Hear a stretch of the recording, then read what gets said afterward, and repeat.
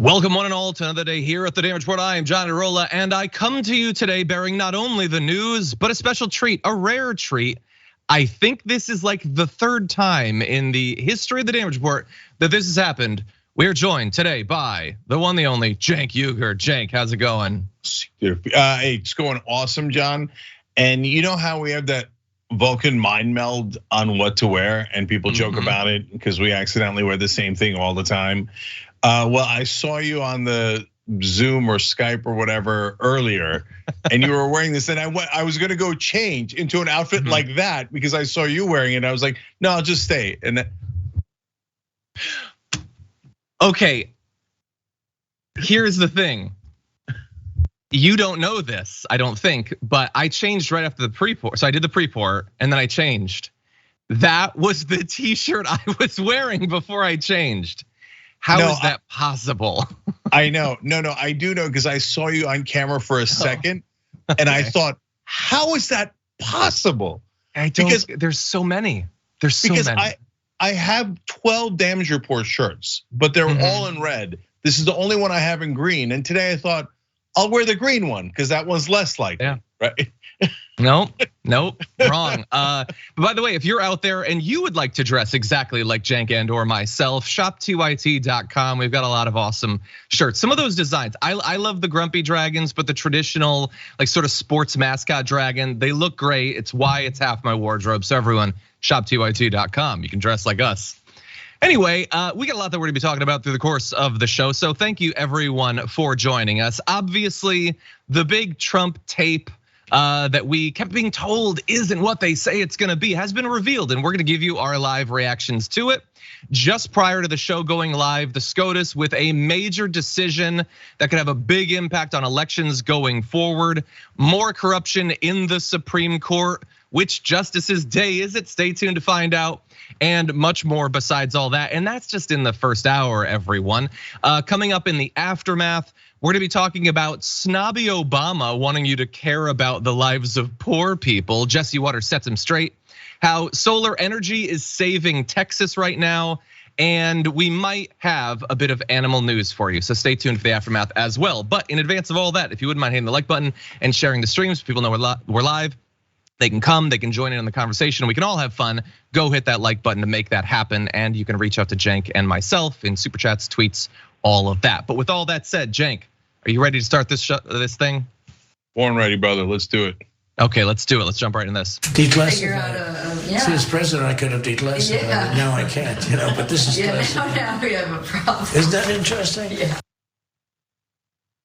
And there it is. That's the tape of Donald Trump talking about the classified documents that he very much had in his possession, leaked to Anderson Cooper just yesterday. And look, in a very real way, we already knew these quotes. We were led to believe it was accurate, but there was always that seed of doubt. Is it what they say it's going to be? Is it as damning as they say that it is? And it turns out, no. It's worse because he is being even more casual, even more just fancy free with these war plans, I should say, that even he admits the military drew up and that he still has long after he was no longer president. We're gonna play a little bit more of that tape for you and then jump into discussion. Buckle up and listen to this. Well, with Milley, let me see that. I'll show you an example. He said that I wanted to attack Iran. Isn't it amazing? I have a big pile of papers. This thing just came up. Look, this was him. They presented me this. This is off the record, but they presented me this. This was him. This was the Defense Department and him. Wow. We looked at him. This was him. This wasn't done by me. This was him. All sorts of stuff. It's pages long. Look. Wait a minute. Let's see here. Yeah. I just found, isn't that amazing? This totally wins my case, Except it is like highly confidential, secret. This is secret information. But look at this. You attack, and Hillary would print that out all the time, she'd send it to Anthony Weiner, Yeah. the pervert. By the way, isn't that incredible? Yeah. I was just saying, because we were talking about it. And he said he wanted to attack Iran and what? These are the papers. This was done by the military, given to me. I think we can probably, right? I don't know. We'll have to see. Yeah, we'll have to try to Declassify. figure out a See, as president, I could have declassified it. Now I can't. Now you can't. Maybe you should have when you could have, but you didn't. And no word on whether this wins his case against Millie something Iran. But it doesn't seem like it's going to help his case when it comes to the classified documents. Cenk, is this it? Should we, pull the cord? The balloons float down. Did we get him? A little bit. Even Ari Fleischer and his former White House counsel, they're all over TV going, "This is bad. It's real bad." And you said, well, maybe you should have declassified it, but you didn't, which gets to the heart of it. Because no, as you know, I know you're kidding. He should not have declassified that. That was our plans to attack Iran. That is as classified as it gets. And he's just showing it to people willy-nilly. And one of his defenses was, he said to Sean Hannity in his interview, they weren't really documents. They were newspapers, clippings or whatever, right? But wait a minute, you said in that we just heard it with our own ears. This was him. He keeps saying this, referring to the documents. This was him. Mm-hmm. And then he said, "Look, it's pages long. Look, it's definitely a document. It's pages long with our plans to attack Iran." But that was not my favorite quote. My favorite quote was the staffer after he says, "It's highly classified. I could have declassified, but I didn't." Right? And she goes, "Now we have a problem." Don't overlook that quote. That quote was a killer. Now we have a problem. My favorite quote from the extended tape is probably, "Can we get some Cokes in here?" It's just a bunch of buds sitting around looking at classified documents, drinking Cokes, it's the American dream, really. But anyway, you're totally right. I'm glad that you brought up the Bret Baier interview, which was just like a week ago. Let's bear that in mind, where he said it's not tapes. In case you missed that, here's him talking to Bret Baier. You were recorded saying that you had a document detailing a plan of attack on another country that was prepared by the US military for you when you were president. The Iran attack plan, you remember that? Ready? You were recorded. It wasn't a document. Okay. I had lots of paper. I had copies of newspaper articles. I had copies of magazines. I know. This is specifically a quote. You're quoted on the recording saying the document was secret, adding that you could have declassified it while you were president, but quote, "Now I can't. This is still secret, highly confidential." And the indictment cites the recording and the testimony from people in the room saying you showed it to people there that day. So you say on tape, it says just the opposite, that you can't declassify. So why have it? When I said that I couldn't declassify it now, that's because I wasn't president. I never made any bones about that. When I'm not president, I can't declassify. That's what you said. You didn't declassify it. I said no. I said I couldn't. But that wasn't a document, Brett. There was no document. That was a massive amount of papers and everything else talking about Iran and other things. And it may have been held up or may not, but that was not a document. I didn't have a document per se. There was nothing to declassify. These were newspaper stories, magazine stories, and articles. That is just BS. None of that is defensible, which is why, as we'll get to, the right is not attempting to defend it. They're distracting, they're talking about something else, they're ignoring it, but not defending it. The military did not prepare like printouts from the LA Times. It's not magazine articles, it's not newspapers, it's a document, a specific one. And he repeatedly said there, Cenk, there was nothing to declassify.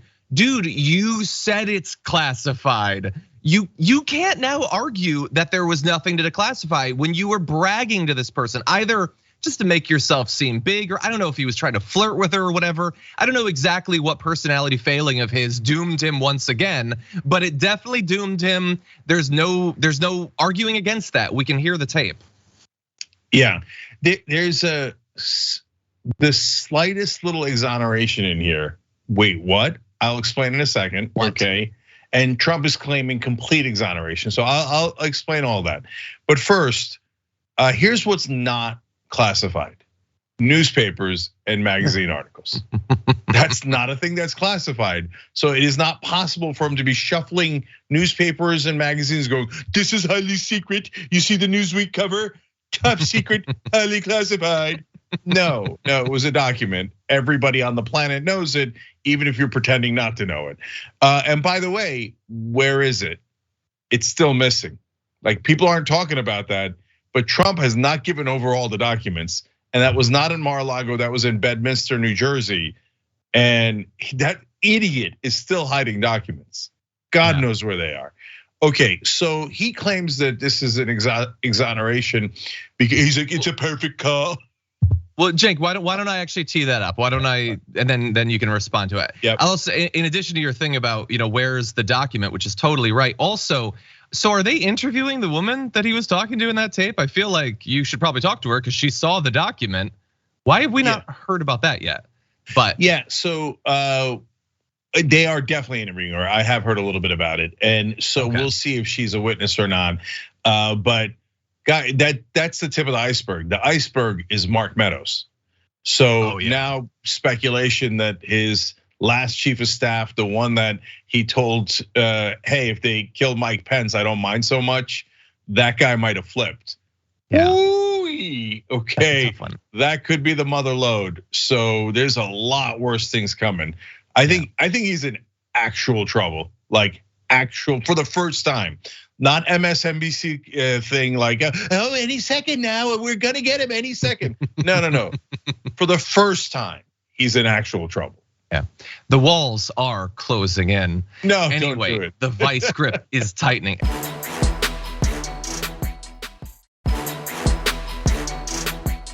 Trump and his team obviously are not going to admit that the now released tape of him talking about the Iran papers is bad for him. They rolled out one of his spokesmen to say the audio tape provides context proving once again that President Trump did nothing wrong at all.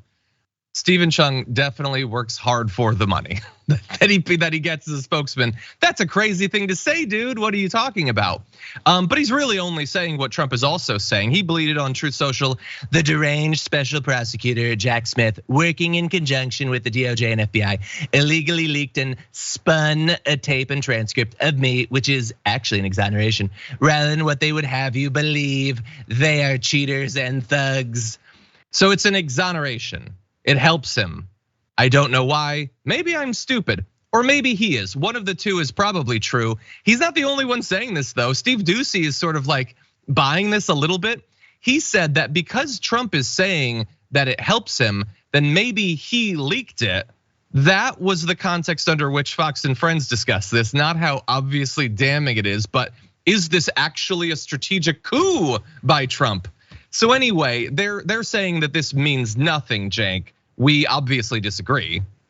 Yeah, so I confused the Bayer and Hannity earlier in terms of the interviews. He actually did the confession in the Bayer interview, as you showed.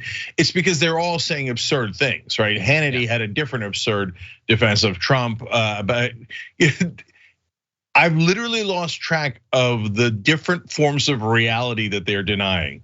Some are like papers are not papers, documents are not documents, confessions are not confessions. 2 + 2 does not equal 4. I mean, it's like a torture chamber of gaslighting, right? But in the Doocy case, Doocy and Kilmeade had a conversation. I'm reading the tea leaves a little bit based on, and I'm trying to interpret Bert and Ernie over here, right? But I think that Kilmeade was more like, yeah, I think you might be right. They might have leaked it because it was an exoneration. Whereas Doocy was like, I think they leaked it because they thought it was an exoneration, but it ain't. Okay, so that's my sense of it. But so now to the exoneration point. So I think he thinks it's an exoneration because there's people awkwardly laughing on the tape. And I think that actually that will work with a certain percentage of MAGA. They'd be like, what, it sounds so casual. I mean, you wouldn't be having this highly classified conversation and have people snickering in the background and ordering Cokes, right?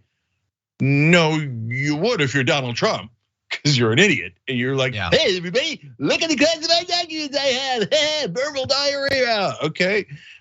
So But that leads to my slight exoneration, John, which is, and this one's not even full, but look, I think he took the documents to sell them. I think he took them to sell them to the highest bidder.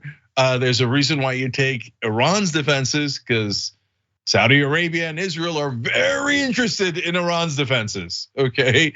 Among the other things that he took that are all very, very interesting, very valuable, right?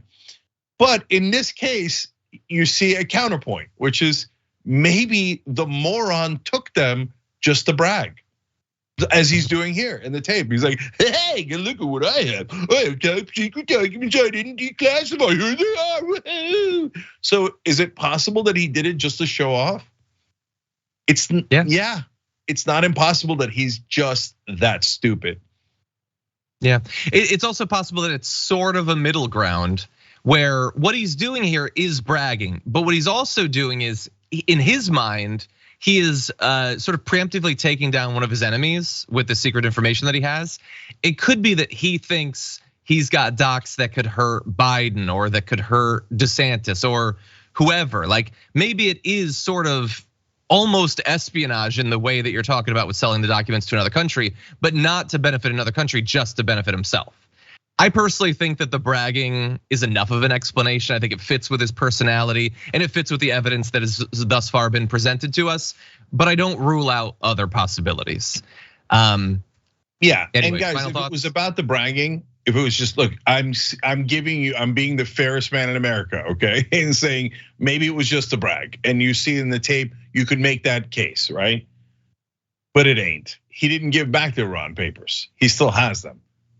Yeah, and Jared magically got $2 billion right after the election. Trump got paid millions upon millions by the Live golf tournament that Saudi Arabia is putting together. I mean, a lot of money exchanged hands between Trump and the Saudis right after the election. So, but hey, look, while we're not MAGA, we don't have that evidence yet. It hasn't been proven in a court of law. Let's see what happens. 100%. Yeah. Like the 5 million that they're convinced that Hunter Biden got from China or Ukraine or whatever, the $2 billion that Jared Kushner definitely got, has Fox talked about the 2 billion 1% as much as the 5 million? No way. And guys, if not remotely, if you're in the right wing in any way, shape, or form, any part of that spectrum, anywhere from MAGA to, hey, look, I think I'm kind of right wing on crime or whatever other issues, right? Come on, man. You know Fox News is doing propaganda, right? Like we give you all sides of it. We have an opinion, we have a perspective. We don't hide it. We're very strong with it. But Fox News, you're worried about family corruption of presidents and former vice presidents. And you think the $5 million from Hunter Biden's a big deal, and I think it's a big deal.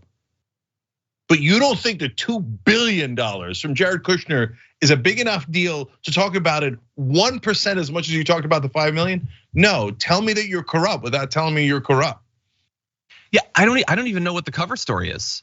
It is literally money being handed over to the son.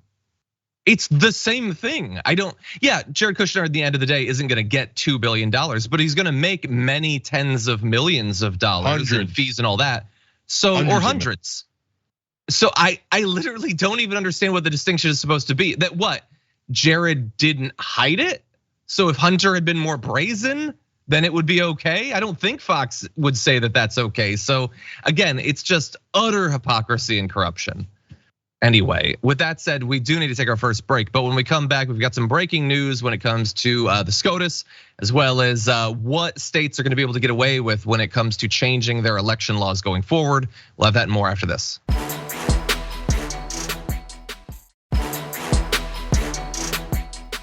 Okay, to all of you listening on the podcast, watching the linear platform, sometimes during our social breaks, we make bets. What was the bet? The only way to know is to watch live on Twitch or YouTube. That's not fair. We're betting about Biden pardoning Trump. But anyway, you should occasionally watch the live show. But if you listen to the podcast, I love that. I listen to a lot of podcasts. That was how I originally listened to the Young Turks. If you do that though, definitely rate and review us on Apple Podcasts. It would be much appreciated. And with that said, why don't we jump into more news? This is expected to be a massive week for the Supreme Court, and already some of their decisions are coming out. In this case, it's a big one.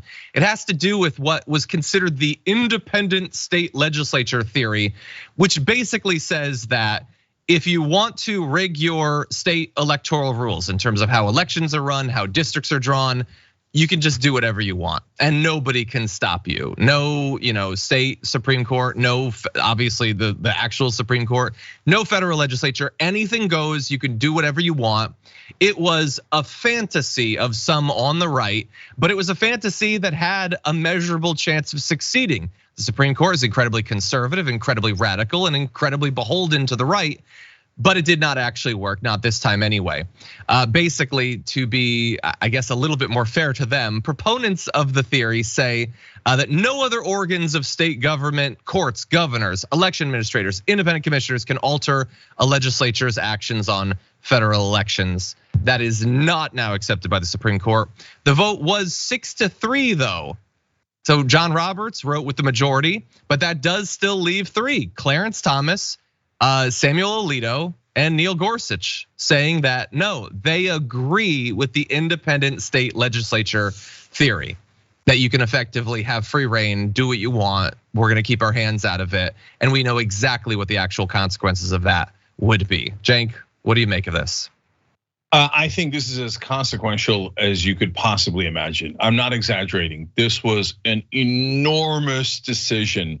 And I think today, by rejecting this completely radical theory, they have both saved democracy and saved the court.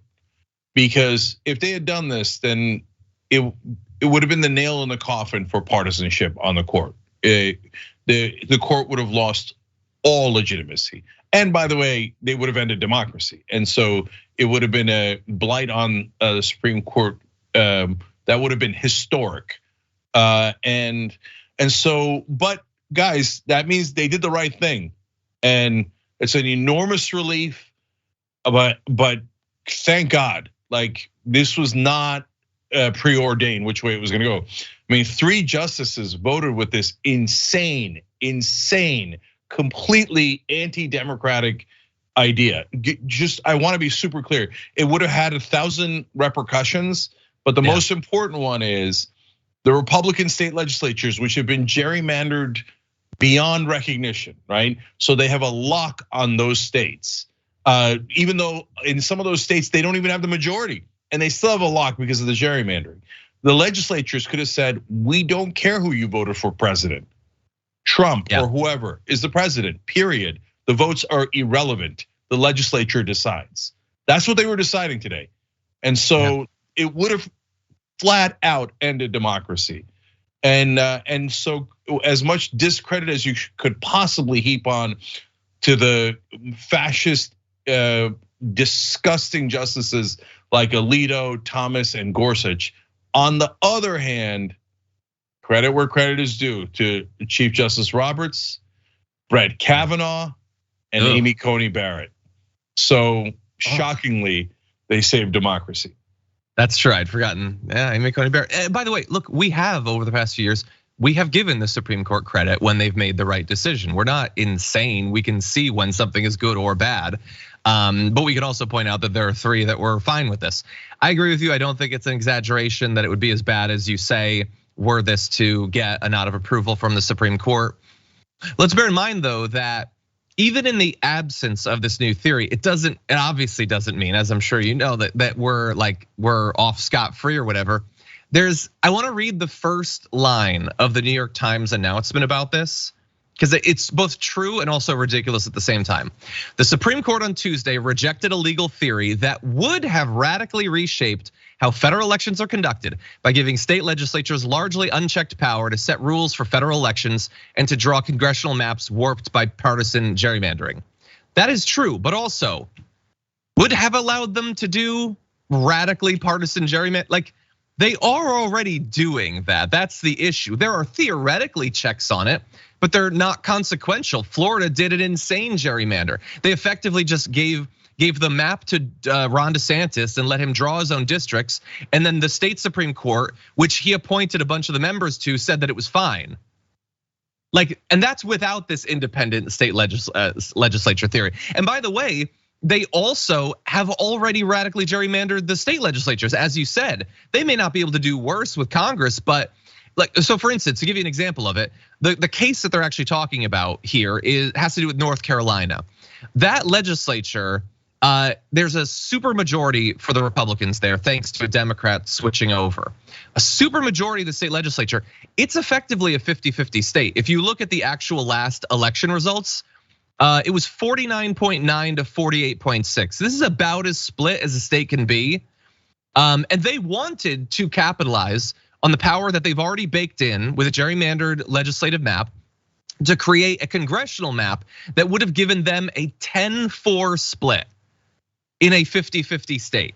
That is what basically every Republican in the country, other than perhaps Brett Kavanaugh, Amy Coney Barrett, and John Roberts, say is perfectly acceptable. There's no problem with that. And that's so much of this they've already been able to do, even without this new legal theory being given support by the Supreme Court. So it's like we've avoided a darker next step, Cenk, but we're still in very dark territory. Yeah, so two things that are important here. One is on the gerrymandering. You're absolutely right, John. We're already 97% awfully gerrymandered, right? And so the court has stepped in, or different courts have stepped in North Carolina, New York, and I believe Alabama, and including the Supreme Court saying, I think it was in Alabama, saying, no, you guys are going too far. This is a racial problem, not just a political problem, because you're basically erasing black voters from with the way that you gerrymandered them, stuffing them into one district. The Clyburn move that he did in South Carolina, helping the Republicans pick up seats as long as his seat was safer. Anyways, so they've reined in like the very extreme last 3%, but it's still super extreme throughout. But this decision, it affects the most extreme gerrymandering. That's not why they saved democracy. It's because the state legislatures could have said, yes, we are not going with the duly, the actual electors in, for example, in the last election.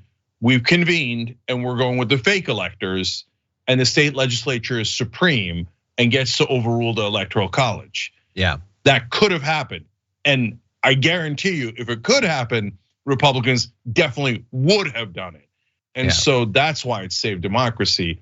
The gerrymandering, there's still a long way to go before we get any semblance of sanity in this country regarding that. I 100% agree with you. I would just end by saying, like, if this had happened, that we just choose the winner thing would have been a lock. It would have automatically happened. But we still have a pretty good chance of them trying that in a number of states. I mean, they're not taking over these county election boards and secretaries of state and all that for nothing. Like they have a multi-level strategy to be able to nullify the results of elections. This just took like the strategy out, but they still have backups. So we do very much need to be on watch as we move towards this next election.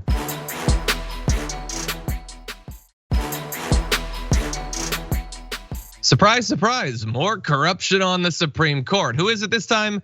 It's Alito. Actually, again, he's been in the news quite a bit recently. Specifically, this isn't about Alito himself. This is about his wife, who was involved in a land lease mineral exchange sort of thing that we have to talk about. So Martha Ann Baumgardner Alito is the individual. So a year ago, she decided to see if a 160-acre plot of land that she owned would produce oil. In a lease filed with the Grady County Clerk, she entered into an agreement with Citizen Energy for revenue generated from oil and gas that were obtained from the land that she inherited from her late father. This is the sort of lease that there are many of in Oklahoma, literally thousands of oil and gas leases. It's a big energy producing state. Last year, before the lease was activated, a line in Alito's financial disclosures labeled mineral interests valued between $100,000 and $250,000. Nothing wrong with that. I mean, I think I can speak for all of us. We all have mineral interests valued at hundreds of thousands of dollars.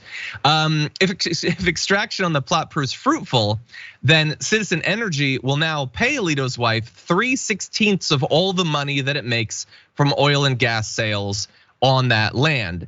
And the interesting thing here is that in the past, Alito has actually, perhaps more so than some of the other Supreme Court justices, been willing to recuse himself from cases that pose a potential financial conflict of interest, generally having to do with the fact that he has very broad investments. So there's a lot of different areas where, in theory, his financial interests could come into play.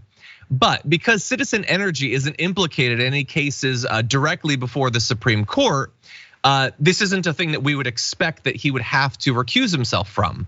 But the issue is that there's like specific conflicts of interest and then there are conflicts of interest. His wife now has this investment. Larger regulations having to do with oil and gas. Any decision that affects the oil and gas industry will have an effect on her financial interests. And so how broad will his recusals actually be? And bear in mind, this guy also has often, Alito, I mean, ruled against the EPA, sort of setting the stage potentially for more money to be generated in these sorts of cases. And so as we're in this time, Cenk, where people I think are paying more attention than usual to conflicts of interest in the Supreme Court, like I really think that we need to broaden our idea of what these conflicts of interest are. And I think the time has come to talk about what we've been talking about over the last few years with Congress, where should they be able to own individual investments when they have so much unchecked, singular, lifelong power to affect so many different areas of the American economy? Yeah, first of all, the number of times that powerful people have been involved in a land lease mineral deal that wasn't corrupt is zero. Okay, so look, there's a difference between the dude you see at the beach trying to find the coins with that little thing that, okay, you're a regular dude, you're doing that in your backyard and you're trying to find your land lease minerals, have at it, Hoss, okay? You're a Supreme Court justice's wife, and with a giant benefactor, you do a land lease mineral exploration. I got news for you. They're gonna find something there. Either they're gonna find oil, hey, congratulations, you're like the beach dude, you hit the jackpot, or they're gonna pretend they found something and they're gonna hand you a giant sum of money one way or another, because everything is gonna be okay, okay? Yeah. So don't tell me that this is a normal situation. No way. This biases Alito in a massive way, in all the ways that you described, John, but look, at this point, there's two justices that are completely lost. Alito and Thomas, they're just basically saying, yeah, we're corrupt. We never told you about it. We've been lying the whole time. We take enormous money from billionaires. And it's not a coincidence that we rule in favor of them literally every single time. Yeah. So they're basically going, what are you gonna do about it? I agree with you. I will just throw out there, I think I've been attacked / mocked quite harshly by, I believe, Brett Ehrlich for this point. But and I get that this is crazy under our current system, but why is it crazy to propose something like not a vow of poverty, but a vow of not insane radical affluence for our public servants? Why should the expectation be that if you are going to be given massive, often unchecked power, that we can't have a broad expectation that you will not personally profit off of it? That you can have the power and the influence and the platform and all of that, but we expect that you will not become or expand your wealth while maintaining that power. That Nancy Pelosi can be a congresswoman for literally decades, and she can make a living, obviously. She's not gonna be on the street, but you cannot make hundreds of millions of dollars by parlaying your power. Like, why is that crazy? Especially for Supreme Court justices that have that power for the rest of their life, that we wouldn't expect that they have to maintain a lifestyle like regular people. Well, to be honest, John, it is a little crazy. And what is it? Yeah, and the reason is, what is then look, these folks are in a situation where and you could say this is right or wrong or whatever, but they can make millions of dollars at a law firm, at corporations, etc. It is what it is. We might not like it, but it's true. If you say to them, hey, you're only gonna make whatever it is, like let's say $200,000, which is a lot to the average person, but to their class, not that much at all, it's gonna encourage them to be more corrupt. So that's number one, that's a huge problem that I have.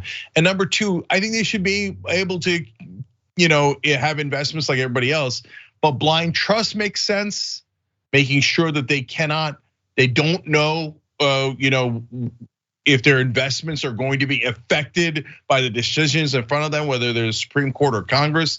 That makes a lot of sense. So you could put some safeguards in, but if you say you can't invest at all or you can't own anything, nobody, like I'm keeping it real with you. People that went to Ivy Leagues, literally none of them are going to want to do it. And so you could say good riddance to them, but I'm just keeping it real with you. I mean, I think that then maybe we would only get people that genuinely care about the position. Is that the worst thing? I don't know. Anyway, just opening up a conversation. Let's talk about it. I like your idea though. I'll consider that a stepping stone towards my dystopic ideal. Anyway, with that said, we are gonna take our second break of the hour. When we come back, hey, powerful people advocating for violence against migrants. How fun. We'll have that for you after this.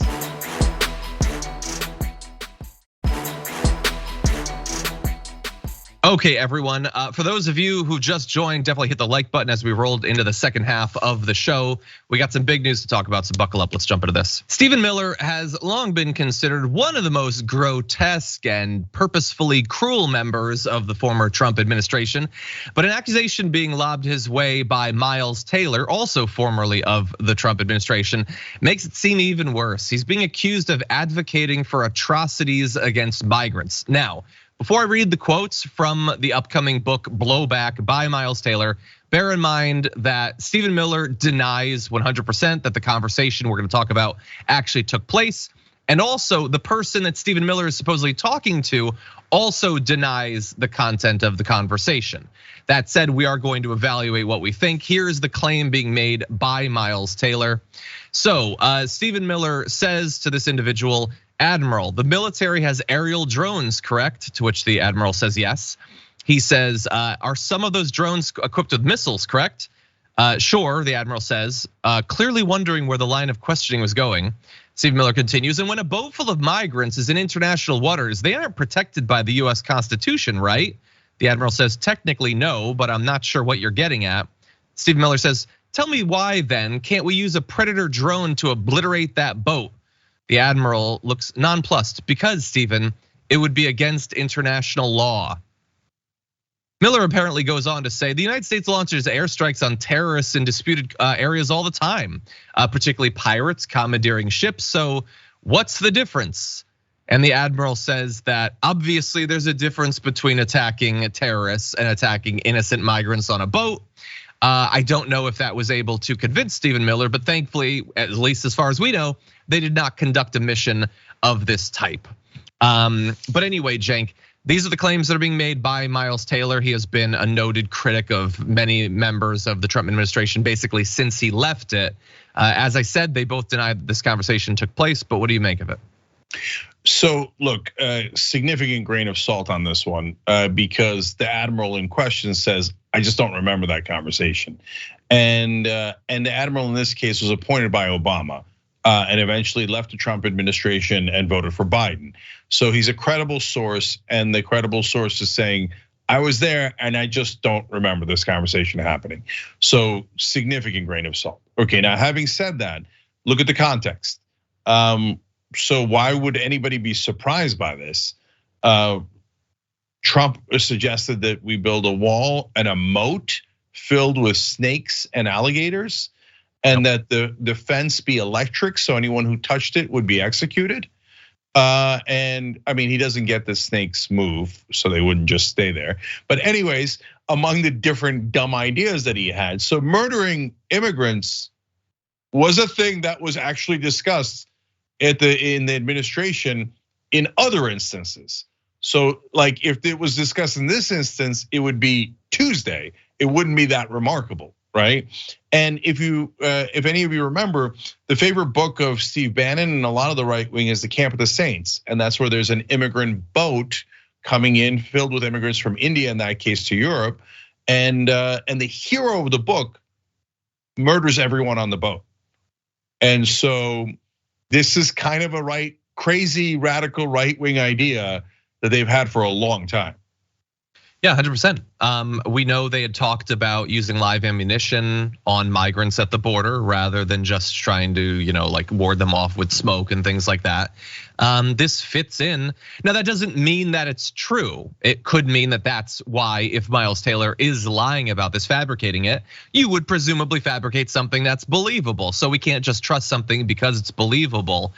That said, I like the context you added about the admiral. I would also say, though, why would Miles Taylor name a specific admiral if he is just making it up? Presumably the admiral will be asked. The admiral will not play ball. So if he is making it up, it would be making it up with the expectation that the admiral is going to deny it, but it wouldn't matter anyway. They would still sell books. Maybe that's possible. It's also possible, and I don't know this admiral, I'm just speculating here. If he had this conversation, and he's saying he doesn't remember it, but let's say he does remember it. If he was asked about the possibility of blowing a migrant boat out of the water, and if he didn't go public with it for whatever reason, fears of being dismissed from his position or whatever, would you want to be outed as having kept that quiet years later? Would you want people to believe that you effectively covered for a guy advocating for a mass murder? I don't know. This is just speculation. I don't know any of these people. And Miles Taylor, I don't know how credible we would consider him at this point. He was in the Trump administration, but lots of liars were in the Trump administration, so who knows? But anyway, there's a lot of considerations in trying to evaluate whether this is true, I think. Any final thoughts? Last quick thought here is, look, everybody's got a different standard for what is credible enough. So 1 witness, 2 witnesses, 4 witnesses. For example, in Islam, you can't convict anyone unless you have 4 witnesses, which is near impossible, right? But that's a standard. And in journalism, you're supposed to have 2 sources to make sure that you got the story right. So in this case, you have 1 witness, that's Miles Taylor. You don't have another one. So you make of that what you will, right? Just understand that context, and it might be right, it might be wrong. 2 witnesses would be way better than 1 witness, but that is what he's saying. And he's said a lot of terrible things about the Trump administration already. I don't think that this one, necessarily would have sold quote unquote more books. I mean, he was anonymous, the guy who threw Trump under the bus the first time around. So yeah, I get it. Yeah. I think that his motivation to make this up is unlikely, right? And I get the admiral's motivation for not remembering it, but we just don't know. It's 1 witness. Yeah, I'm gonna add 1 extra layer. It seems to a regular person, the idea that if he doesn't remember this conversation, how could it possibly have taken place? It's such a bizarre, insane conversation that if you or I had this conversation, it would stand out. But as you pointed out, maybe it was just Tuesday. For all we know, this sort of stuff was discussed constantly.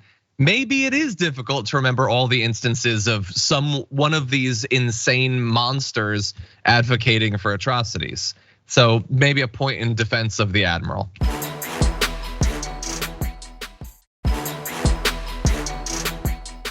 I will also just briefly say, we're not gonna dive full into this, but just a reminder of all that has been normalized by Donald Trump over the past few years. Ron DeSantis is now going around this week, including to NBC News, and advocating for migrants entering the United States who are suspected of carrying drugs to be murdered, to be just shot, dead. Now, how you would know that they definitely have drugs, I have no idea. Why you couldn't just arrest them? If you can see them and know that they have drugs, why you would choose to just shoot them, I don't know. But he in multiple cases said, you absolutely can use deadly force. Of course you can use deadly force. If they're cutting through the border wall trying to run product into this country, they're gonna end up stone cold dead as a result of that bad decision. And if you do that one time, you're not gonna see them mess with our wall ever again. He was in some ways responding to the fact that he says that they're cutting big holes out of the wall, which seems to be an argument to not have the wall anymore if it's not actually stopping people from coming in.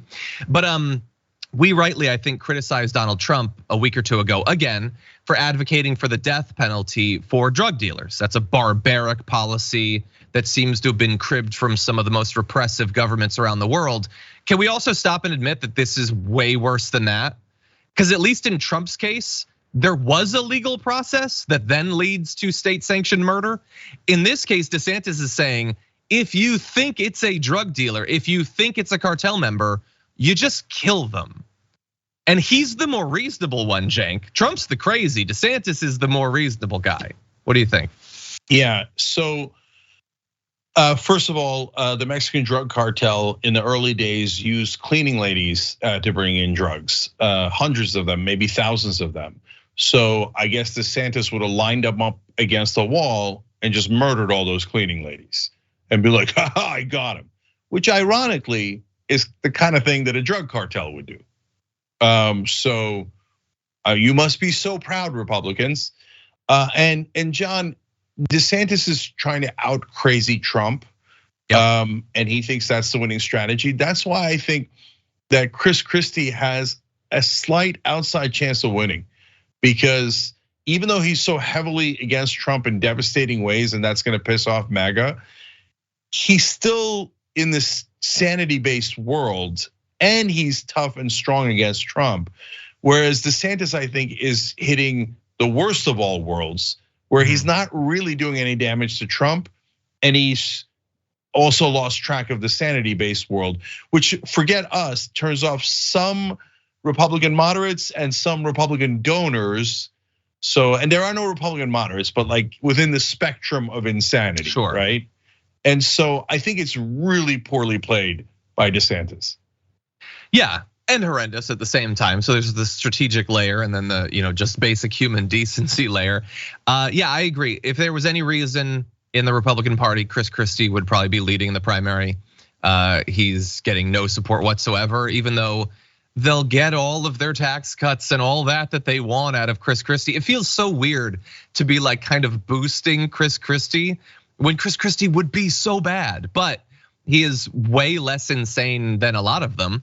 When we decided that we were gonna do this story, there's this feeling that I get, and I don't know if you sometimes experience this, where what Ron DeSantis is saying is so obviously evil. It's just, if there is evil in the world, then telling people we should be killing migrants, because he knows he's not giving a preview of what the border patrol is gonna do. He's telling regular conservatives, I'm okay with casual murder of these people. That's the message that's being sent. So we have to respond to it because it's horrendous. But I also know he is right that this, Trump will still beat him or whatever.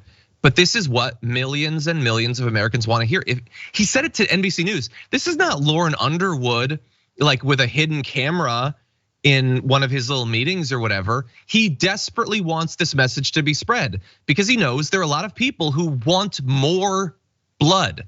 They don't think Trump or DeSantis are radical enough. They want him to come out and say more Mexicans need to be murdered, just flat out. No qualifications, no due process.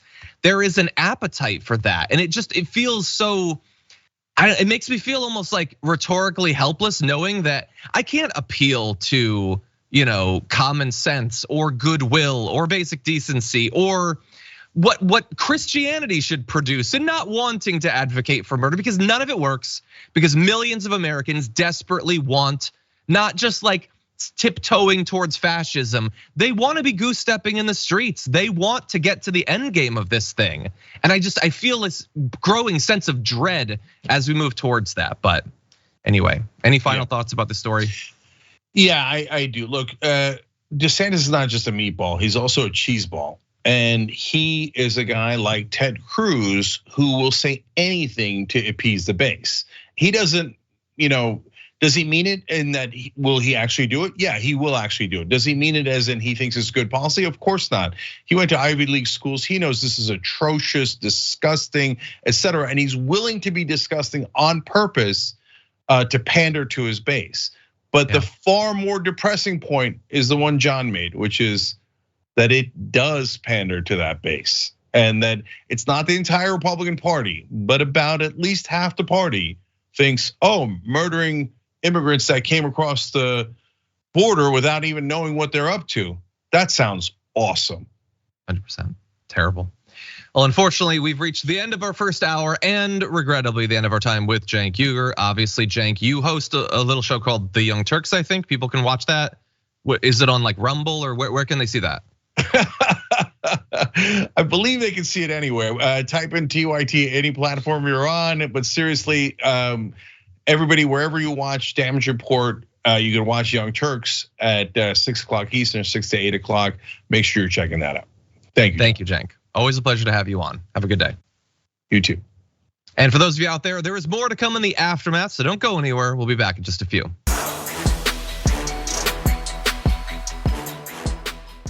Thanks for listening to the full episode of The Damage Report. Support our work, listen ad-free, access members-only bonus content, and more by subscribing to Apple Podcasts at apple.co/TYT. I'm your host, John Iadarola. I'll see you soon.